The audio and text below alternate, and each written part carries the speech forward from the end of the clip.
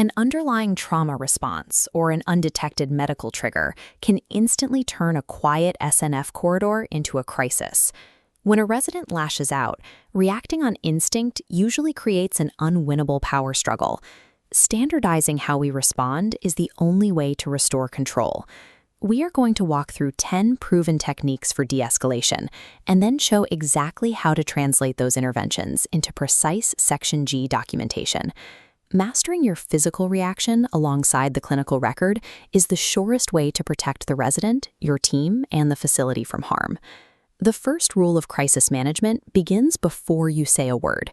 You must secure your own physical presence and scan the room for immediate triggers.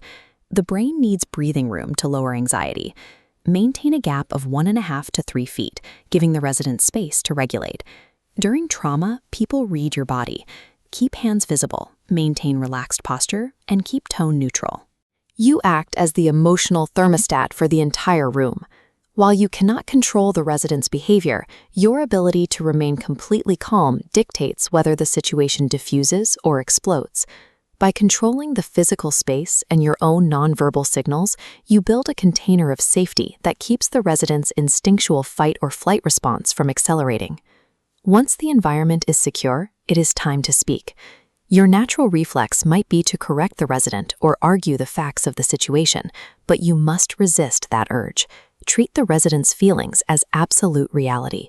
Whether you think their frustration is justified or completely irrational, those emotions are completely real to them in that moment. Acknowledge how they feel rather than debating what happened.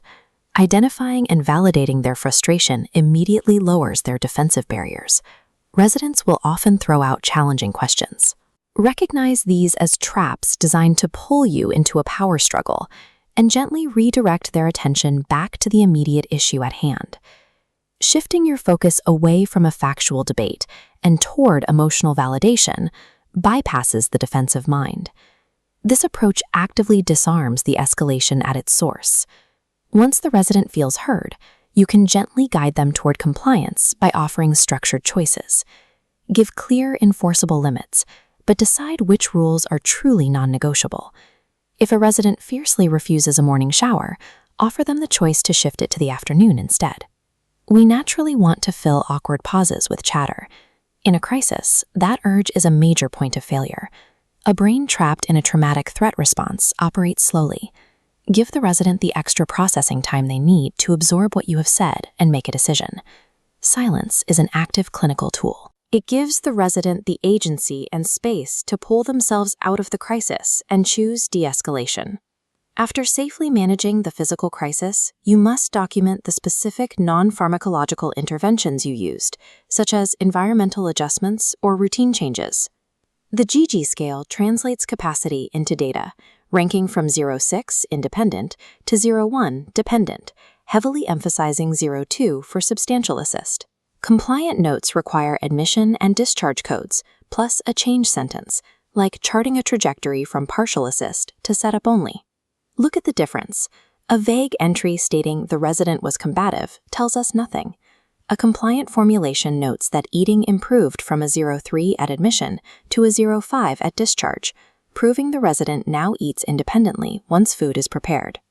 By capturing the incident with precise GG coding, you transform a subjective, chaotic event into objective, protected clinical data that clearly demonstrates your standard of care. The complete clinical sequence requires you to maintain physical distance, validate emotions without judgment, leverage silence to allow processing, and accurately record the outcome using Section GG scoring.